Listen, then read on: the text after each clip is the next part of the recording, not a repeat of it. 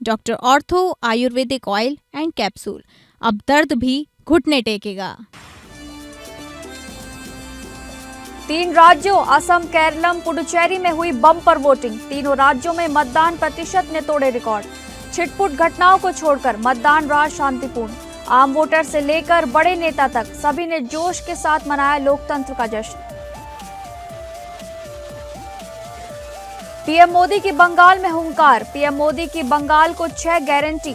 कहा 4 मई के बाद टीएमसी से गुंडागर्दी का लेंगे हिसाब। पीएम ने ममता को घुसपैठियों और बलात्कारियों का संरक्षक बताया।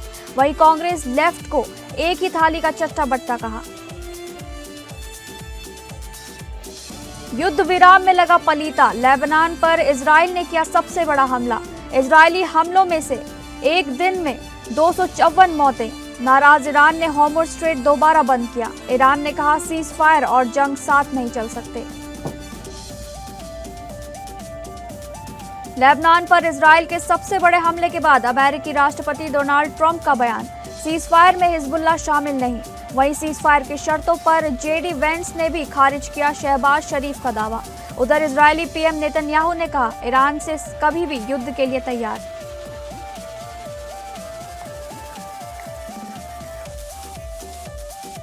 नमस्कार, आप सभी का स्वागत है इस बुलेटिन में। मैं हूं आपके साथ शालिनी राणा। शुरुआत करेंगे बुलेटिन की। देश के 3 महत्वपूर्ण राज्यों, केंद्र शासित प्रदेशों में आज विधानसभा चुनाव संपन्न हो गया है। कुछ स्थान पर छिटपुट घटनाओं को छोड़कर मतदान शांतिपूर्ण रहा। असम, केरलम और पुडुचेरी में एक ही चरण में वोटिंग से लोकतंत्र का ये महत्वपूर्ण पर्व अपने निर्णायक चरण में पहुंच गया है। मतदान सुबह 7 बजे शुरू होकर शाम 6 बजे तक चला। सुरक्षा के कड़े इंतजाम किए गए। हजारों पुलिसकर्मी और केंद्रीय बल तैनात रहे। पुडुचेरी में मन्नादीपेट में पोलिंग बूथ पर कांग्रेस और भाजपा समर्थकों में झड़प हो गई। पुलिस ने भीड़ पर लाठीचार्ज भी किया। पुडुचेरी के सीएम रंगास्वामी वोट डालने के लिए पोलिंग बूथ तक मोटरसाइकिल से पहुंचे। केरलम में पूर्व रक्षा मंत्री और कांग्रेस लीडर AK एंटनी ने तिरुवनंतपुरम में वोट डाला। उन्होंने मीडिया से कहा केरलम के लोग भाजपा को पसंद नहीं करते। PR श्रीजेश ने मतदान करने के बाद अपने परिवार के साथ फोटो शेयर की। उन्होंने कैप्शन में लिखा मेरा वोट, मेरी आवाज, मेरी जिम्मेदारी।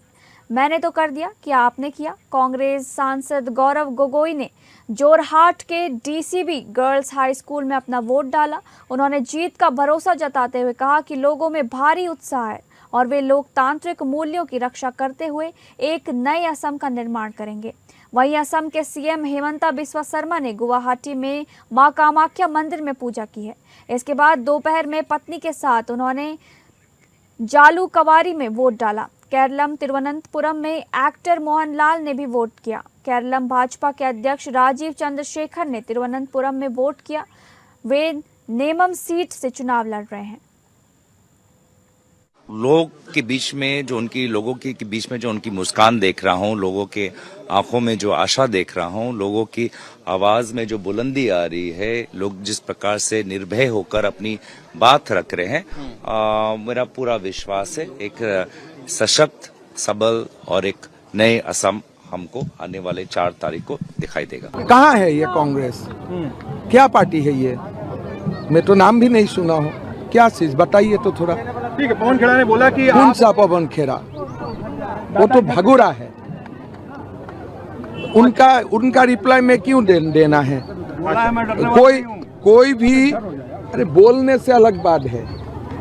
हम जैसा लोग हो ना, हम लोग आ ही जाता हूँ। बोलने वाला तो टीवी मिलने से फकत में फ्री में बोलने वाला तो बहुत लोग होगा। डरना अलग बात है। किस सीट के लिए आप कॉन्फिडेंट है इस इलेक्शन में? अभी मेरा लगता है आप लोग इतना दिन असम में घूमा, फिर मुझे ही पूछ रहा है, मतलब आप लोग कुछ नहीं देखा। अगली खबर, प्रधानमंत्री नरेंद्र मोदी ने टीएमसी पर बंगाल में बीते 15 वर्षों के शासनकाल में उद्योग को बर्बाद करने का आरोप लगाते हुए कहा कि निर्मम सरकार में सिर्फ और सिर्फ यहां घुसपैठियों की फैक्ट्री फली फूली है। हल्दिया में चुनावी रैली को संबोधित करते हुए मोदी ने कहा कि टीएमसी की निर्मम सरकार में सिर्फ घुसपैठियों के लिए फर्जी दस्तावेज बनाना और मवेशियों की तस्करी जैसे कामों का विकास हुआ है।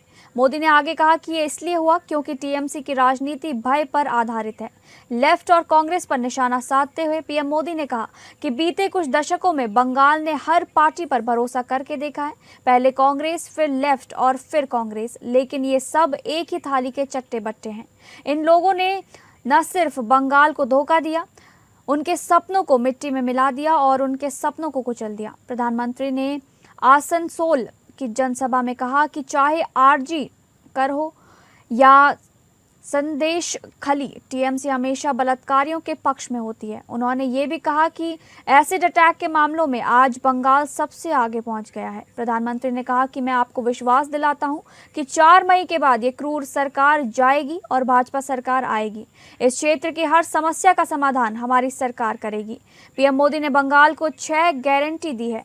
पीएम मोदी ने कहा, भय के माहौल में आज लोगों को बार बार कानून से मदद मांगनी पड़ती है, लेकिन हमारी सरकार में आपको न्याय मिलेगा। बंगाल का फायदा पीएम से नफरत नहीं है। पीएम और सीएम दोनों मिलकर काम करें, इसमें ही दोनों का लाभ है। इसलिए बंगाल में डबल इंजन सरकार बहुत जरूरी है। मैं पश्चिम बंगाल को 6 गारंटियां देता हूं। मोदी की पहली गारंटी, टीएमसी ने भय फैलाया, सरकार और सरकारी सिस्टम को भय का माध्यम बनाया। भय की जगह भरोसा कायम करेगी, कानून पर भरोसा लौटाएगी। मोदी की दूसरी गारंटी, बीजेपी सरकार में सरकारी सिस्टम जनता की सेवा के लिए जवाबदेह होगा, अकाउंटेबल होगा। मोदी की तीसरी गारंटी, हर घोटाले, हर करप्शन और बेटियों के साथ हुए हर अन्याय, हर रेप केस की फाइलें खुलेगी। कानपुर पहुंचे उत्तर प्रदेश के पूर्व मुख्यमंत्री अखिलेश यादव ने भारतीय जनता पार्टी पर जमकर निशाना साधा। उन्होंने आरोप लगाया कि बीजेपी सरकार पीडीए का वोट काटने का काम कर रही है, लेकिन समाजवादी पार्टी ने इसके लिए पीडीए प्रहरी तैयार किए हैं, जिससे वोटों की सुरक्षा हो सके। अखिलेश यादव ने कहा कि बीजेपी के लोग बहुत कलाकार हैं और अंबेडकर की प्रतिमाओं को सबसे ज्यादा नुकसान भी इन्हीं के कार्यकाल में हुआ है। उन्होंने दावा किया कि कानपुर मेट्रो और पनकी पावर हाउस जैसे बड़े प्रोजेक्ट समाजवादी पार्टी की देन है। उन्होंने तंज कसते हुए कहा कि पहले कालीन भाई और कोडिन भाई सुने थे, लेकिन अब कानपुर में किडनी भाई भी मिल गए हैं। स्वास्थ्य विभाग पर निशाना साधते हुए उन्होंने कहा कि बीजेपी सरकार में ऐसे घोटाले हो रहे हैं जिनकी कल्पना भी नहीं की जा सकती। निर्माण कार्यों में भ्रष्टाचार पर बोलते हुए उन्होंने कहा कि जब सरकार ही कमीशन लेगी तो गुणवत्ता कैसे बचेगी। साथ ही उन्होंने यूपी की कानून व्यवस्था और नदियों की सफाई को लेकर भी सवाल उठाए हैं। चुनाव आयोग को लेकर भी उन्होंने टिप्पणी की और कहा कि अगर बंगाल में चुनाव आयोग हस्तक्षेप न करे तो वहां भय, हिंसा और प्रलोभन से मुक्त चुनाव संभव है। उन्होंने भरोसा जताया कि ममता बनर्जी की पार्टी टीएमसी ऐतिहासिक जीत दर्ज करेगी। बता दें कि अखिलेश यादव कानपुर में पूर्व में उनकी सुरक्षा में तैनात रहे स्वर्गीय लाला पहलवान को श्रद्धांजलि देने पहुंचे थे। उनका फ्री इलाज होगा, एक भी पैसा नहीं लगने देगी सरकार। और मेरे साथी जो सवाल पूछा है इन्होंने, आप खुशी नाम को तो जानते होंगे, उसकी माँ बीमार थी, जो भाजपाई बड़ी बड़ी बातें करते थे। बताओ वो भाजपाई कहाँ है और वो अस्पताल कहाँ है जहाँ फ्री इलाज जाएगा।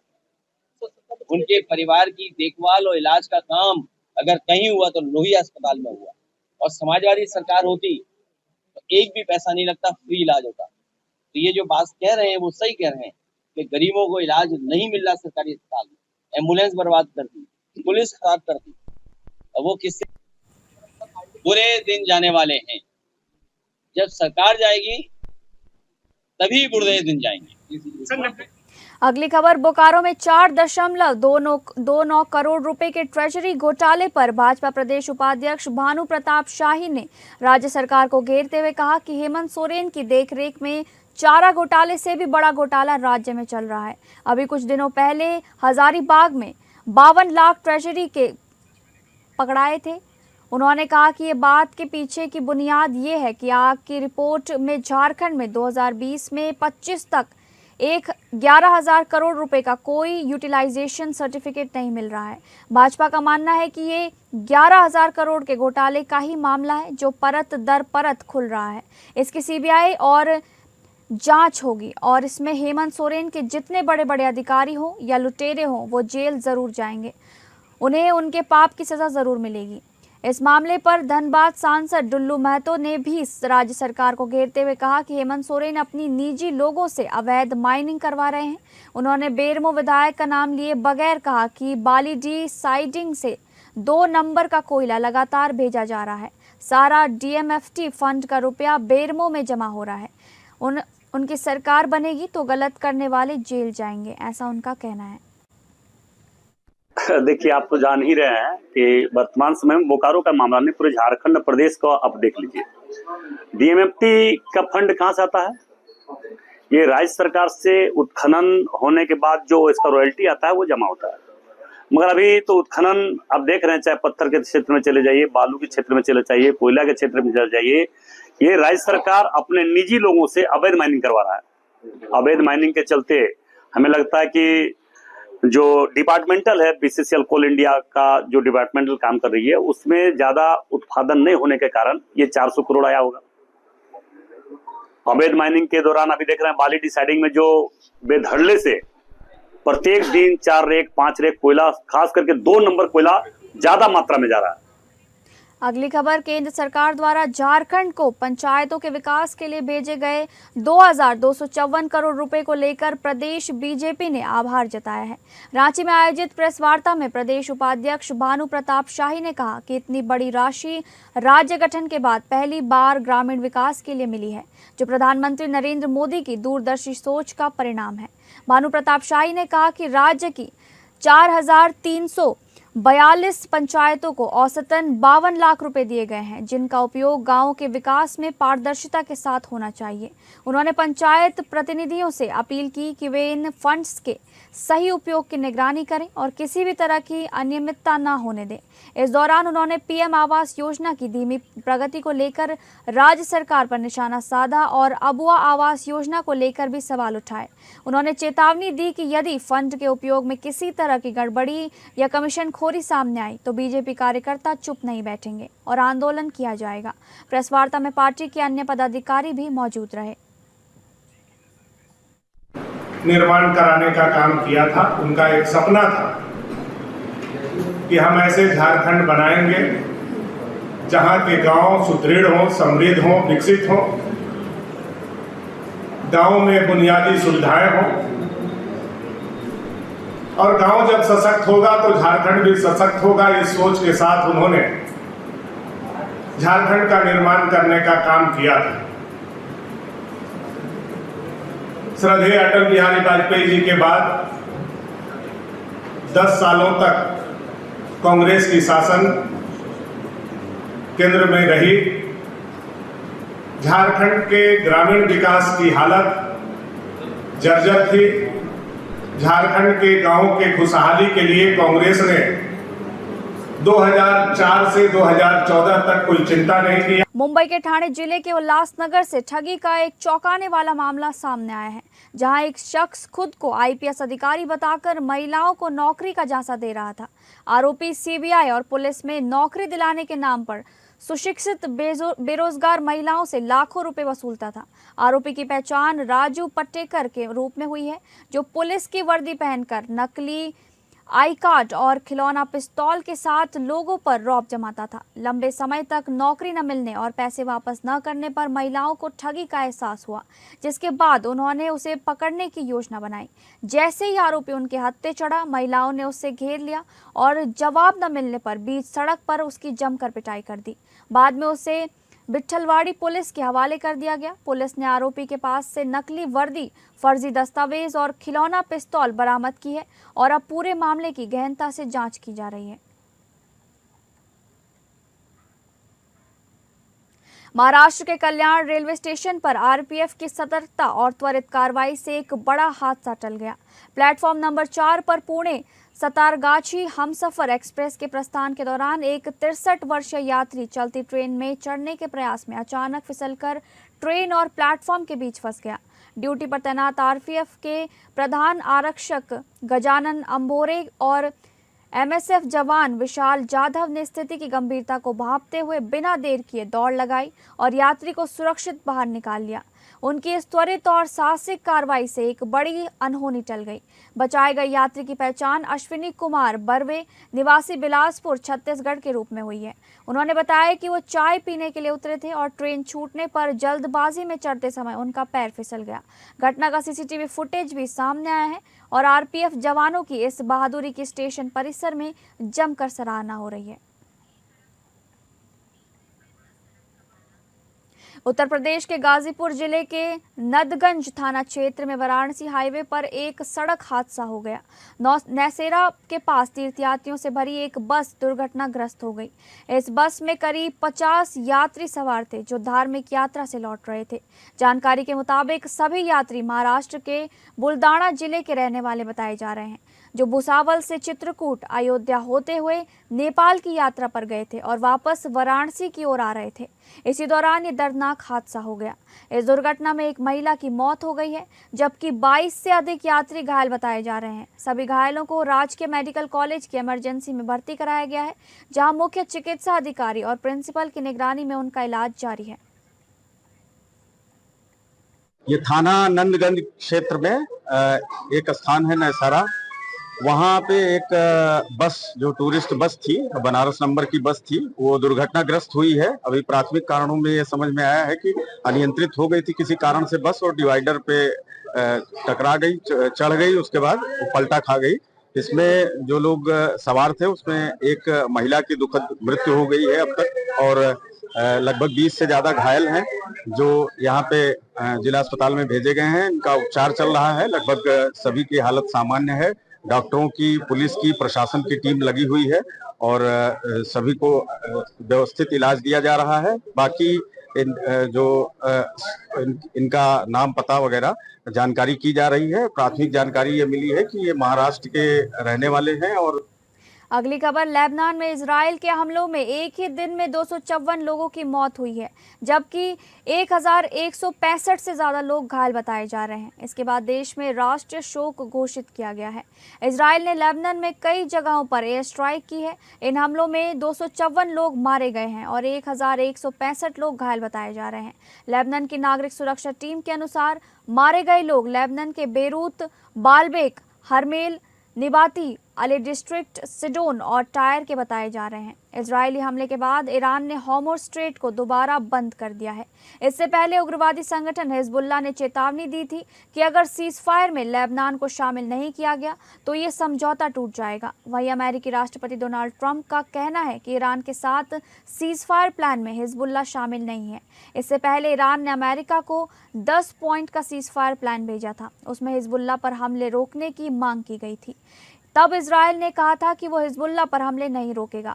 इस बीच सीज फायर को लेकर विवाद गहरा गया है। इजराइल के प्रधानमंत्री बेंजामिन नेतन्याहू और अमेरिकी उपराष्ट्रपति जेडी वेंस ने कहा कि लेबनान इस समझौते में शामिल नहीं है।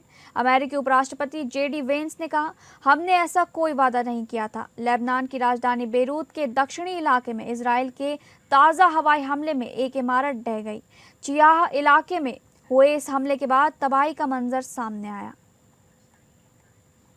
And Israel is stronger than ever. This is the bottom line of this campaign up until now. Let me say, there are still additional objectives for us to achieve, and we will achieve them either by agreement or by resumption of the fighting.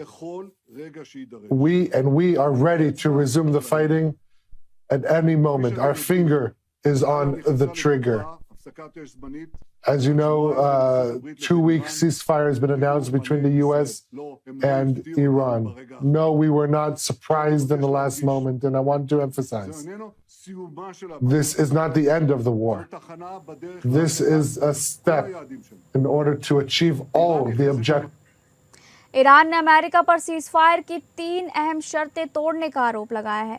ईरानी संसद के speaker Mohammad बाकेर गलीबाफ ने कहा कि America ने 10 point प्रस्ताव की बुनियादी शर्तों का उल्लंघन किया है।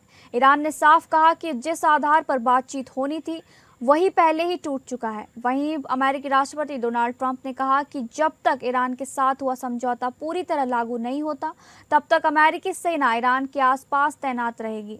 ट्रंप ने ट्रुथ सोशल मीडिया पर पोस्ट कर चेतावनी दी कि अगर समझौते का प्लान नहीं हुआ तो फिर से गोलीबारी शुरू होगी, जो पहले से ज्यादा बड़ी, ताकतवर और विनाशकारी होगी। वहीं दूसरी तरफ भारतीय झंडे वाला एलपीजी टैंकर ग्रीन आशा 15,400 टन गैस लेकर भारत पहुंचा है। हॉर्मुज़ स्ट्रेट पार कर ये जहाज नवी मुंबई के जेएनपी पर डॉक किया गया है। अमेरिका ने ईरान के साथ होने वाली अहम वार्ता के लिए अपनी टीम को इस्लामाबाद भेजने का ऐलान भी किया है।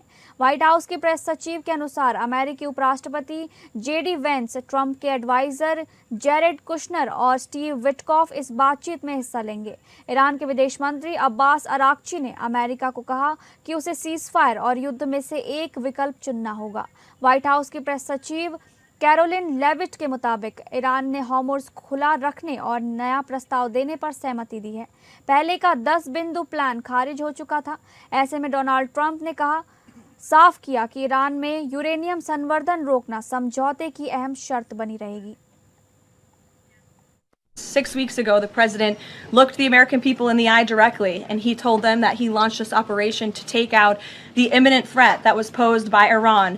And that threat has now been greatly destroyed. Their navy, their missiles, their defense industrial base, and their desire and their plan to build a nuclear bomb inside their country is no longer going to be allowed, can no longer happen, thanks to the remarkable success of Operation Epic Fury over the course of the last 38 days. That has been absolutely achieved, and now we're moving into the next phase of this, which is a negotiating period to put some fine points on this and to hopefully broker an agreement that can achieve long-term peace in the Middle East. फिलहाल इस bulletin में बस इतना ही। नमस्कार।